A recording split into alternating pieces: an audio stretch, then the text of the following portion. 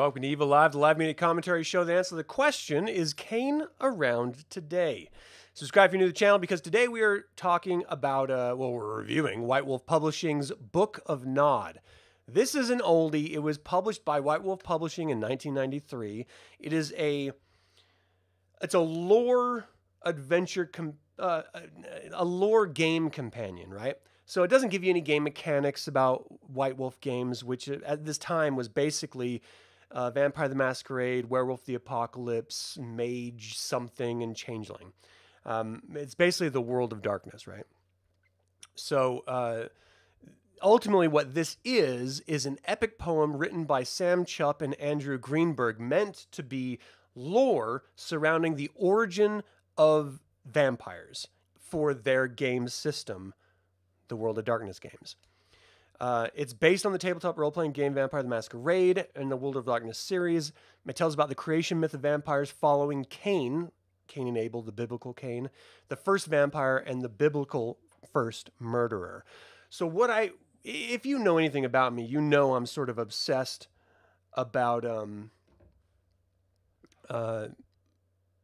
sort of mythologies and fables and origin stories, creation stories. I happen to like the Abrahamic myth as an entertaining myth. I love the Book of Enoch, where, you know, the sort of apocryphal writings that the Abrahamic myth sort of tries to push away and ignore, but they were legitimate writings in the era that, you know, those Christian cults were coming up into, you know, Roman eras. And so because I really like those sort of creation myths, I love like angels and demons and the devil and stuff like that, I can't help but kind of like the idea of Cain and Abel too. You know, one of the things I really like about the idea of a third of the host of heaven warring against God's will and then falling, you know, being thrown from heaven and sort of creating hell, is that you can always look at things from a completely different perspective. So from the Christian, the sort of Abrahamic perspective, Satan was going against God's will. From Lucifer's perspective, and this is really taken from like Milton's sort of Victorian era devil, where the devil is much more relatable and understandable.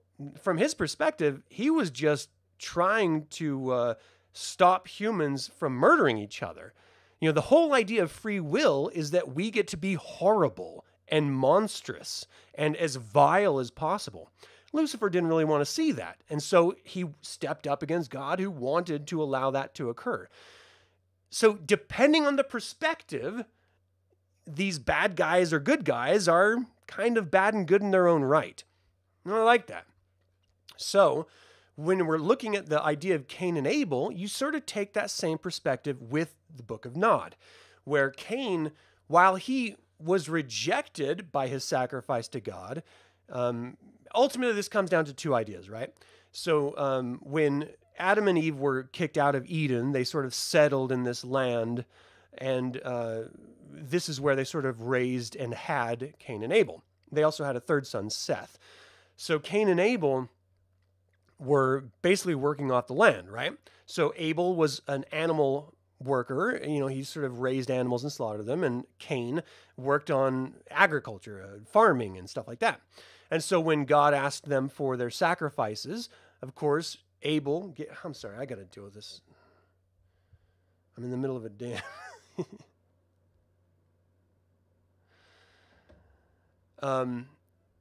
when he asked for their sacrifices, Abel, of course, brought forward his animal sacrifices, and the smoke rose up to heaven. Cain brought forward his plant sacrifices, and the smoke sort of drifted away as if being rejected. And so it came around a time again when Abel was asked, hey, we need another sacrifice. Cain was asked, hey, we need another sacrifice. And the truth is that Cain, the only thing that he truly loved that he could think of sacrificing, since what he did for a living did not please God, the plants and stuff, then the only thing he could do would be to murder his brother and sacrifice him to God. Now, I understand that we see this as an insane thing, but biblically, Old Testament speaking,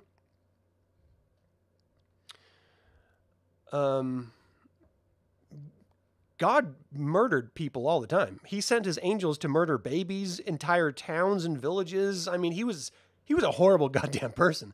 God was the worst, and his angels were the worst, and his followers were the worst. They were completely monstrous, and they like murdered their own kids and stuff because God wanted them to. So it's not crazy to think that, well, if Cain wants to sacrifice something to God and God already asked people to sacrifice each other for him, well, I'll just give him my brother. So that's the sort of perspective difference I'm talking about. But I also like the idea of these sort of fantastical creatures like vampires and werewolves and stuff like that. I'm a universal horror fanatic. I love the old school stories, you know, Mary Shelley's Frankenstein and Bram Stoker's Dracula. I love them imagined, though they are dramatically different in the old school Universal movies, but I still love that iconography and stuff. And that's really why I like the Vampire the Masquerade and Werewolf the Apocalypse World of Darkness games, is because it sort of started with those basic ideas and then developed them out. Well, part of developing out an IP is reimagining history if it's set in modern eras or relatively modern human history, right? So they had to think, well, who was the first vampire? And they went back to Cain. And I really, really love this. This book is great, not just because it presents it in an epic poem fashion, a la the Epic of Gilgamesh or Milton's Paradise Lost or Dante's Inferno, right? It presents it in that, I mean, it's very much more stripped down than that. It's not that in depth at all, but it is presented in that manner. But it's also a bunch of really great black and white artwork from a myriad of different artists. So it's represented in very different styles. And so I love the art. I'm an artist. And I love the story because it's a Abrahamic myth twisted to fit a role-playing game's framing. And the idea of Cain being cast out of Eden, you know, east of Eden, because, of course, he murdered his brother, he's sent to Nod. Now, that's an actual place in the Bible. It's east of Eden, and it's this sort of open wilderness. Well, the Jews have in their Abrahamic myths, the Christians sort of shook loose, this idea of a wife that Adam had before Eve. And she didn't want to be subservient to men. Her name was Lilith. And she was banished east of Eden as well, to Nod. Well, Cain ends up coming across Lilith, who then teaches him magic and turns him into ultimately a vampire, as he is equally visited by angels from God, offered redemption, and he refuses that redemption 3 times. And so ultimately, he is cursed to be the first vampire. Cain has 3 kids with his first wife, Zillah. He has one of his kids they name Zillah. The second one is Arad, and the third one is something that I didn't write down and I totally forgot. So anyway, these are the first vampire children, and ultimately they all have to obey him as the first vampire. Part of the curses that God laid down on vampires were that your offspring for your vampiric offspring, will forever fight amongst each other and destroy each other. And so he told them not to do that. They set up their kingdom, which was Enoch, and they sort of lived in this wonderful kingdom until they started warring with each other. And they made, because ultimately his kids made a bunch of vampires too, who then started warring with each other. So Cain killed off everyone but 13 of these, which is the 13 different vampire tribes that are offered in the role-playing game. So these 13 children are the grandchildren of Cain. Cain goes into hiding. The biblical flood happens. These 3 tribes learn to live amongst each other. They start, different ways of surviving, something called the masquerade, to hide their true selves, their vampiric selves, from the rest of humanity. And it all goes to this lineage of Cain. So the Book of Nod is broken up into 3 different sections. The first one is the Chronicle of Caine, which is that epic poem about the vampiric beginnings, Cain's story, as it were. The second is the Chronicle of Shadows, which is basically a collection of various Nodist lore. It's ideas about sort of the teachings of Cain.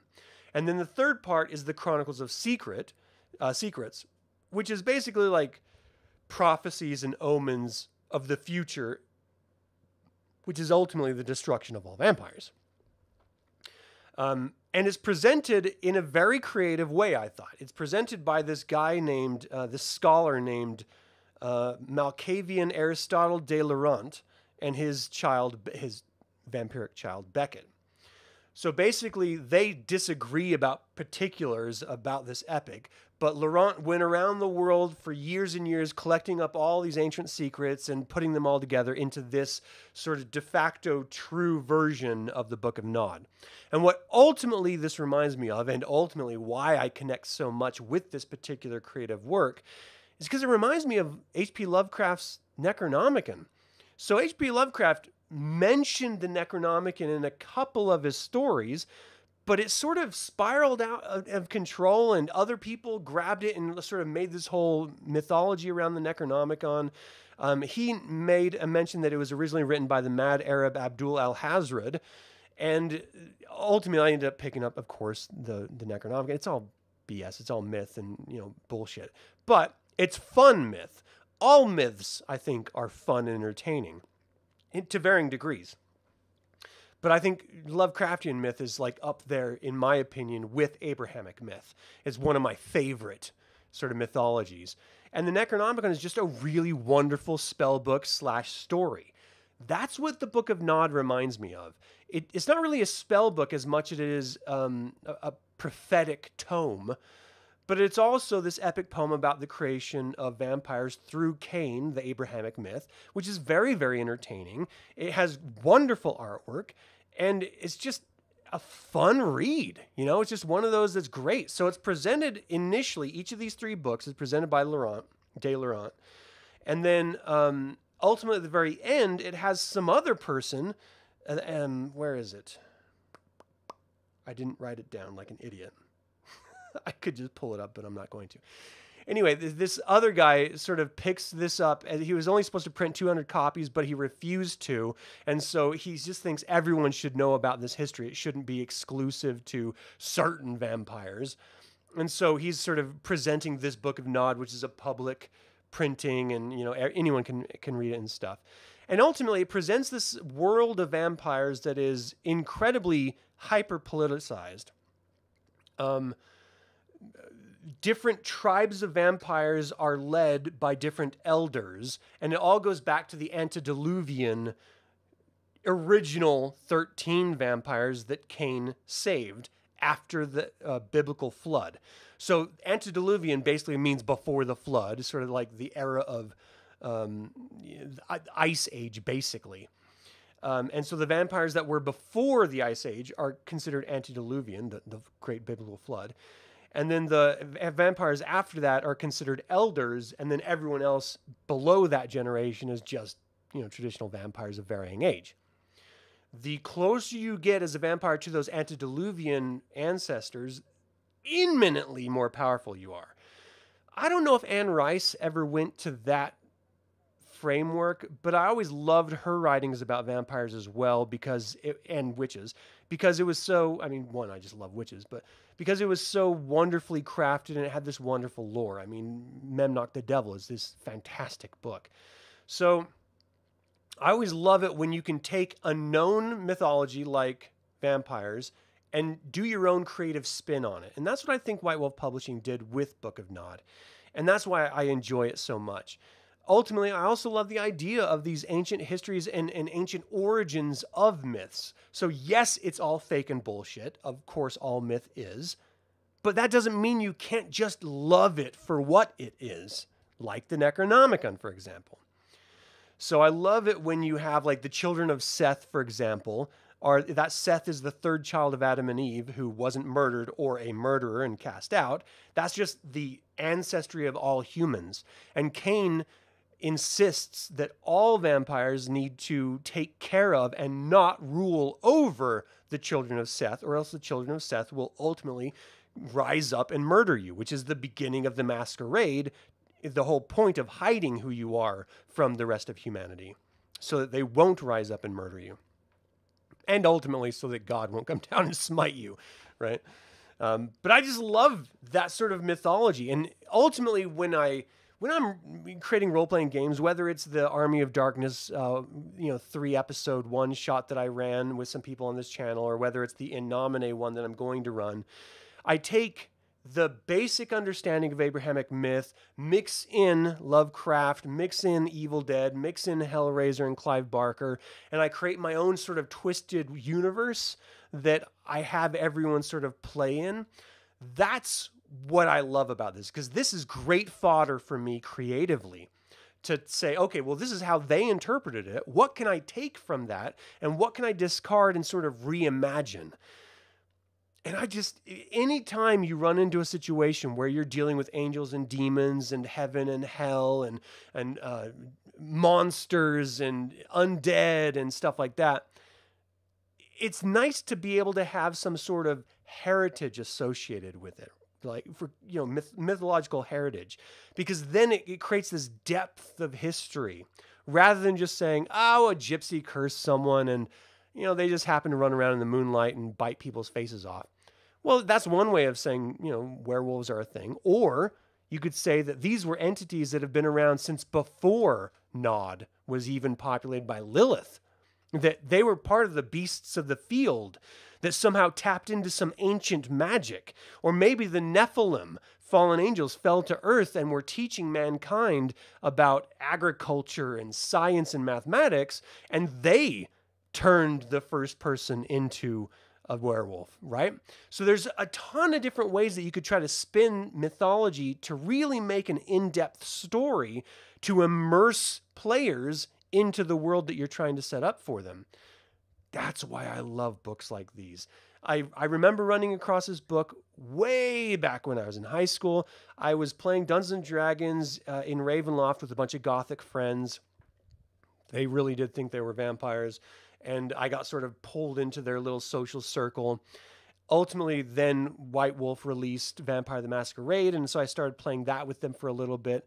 They got a little more serious about it than I ever did, and I just sort of stopped playing it altogether and went to like Werewolf and went back to D&D and stuff like that. But they really got their teeth deep into that sort of vampire thing, as many people did back then, especially if you're just predisposed to gothic sort of culture anyway. And so that's where I was first introduced to this. It was released in 93. I think I ran across it in 95. Maybe it was even a little bit before that when I was in high school. So ultimately, I've known about this for a very long time. I just saw that it was re-released in PDF format, and so I picked it up and just sort of cover to cover read it quickly. It's a very short book. It's like under 200 pages, and most of those pages are images. So it's a very, very quick read in like less than an hour. I think I did it. But it's entertaining, and it's great food for creative storytelling. So I highly recommend it. If I had to give this a rating to anyone, I would definitely give it 5 out of 5 evil eyes. I don't actually have it queued up, so I'm not going to do it. But that is my review of Book of Nod. Have you guys ever heard of this before? Were you familiar with World of Darkness, Vampire the Masquerade, or Werewolf the Apocalypse? Let me know in the comments below. Of course, as always, remember that evil spelled backwards is live, so get out there and be evil.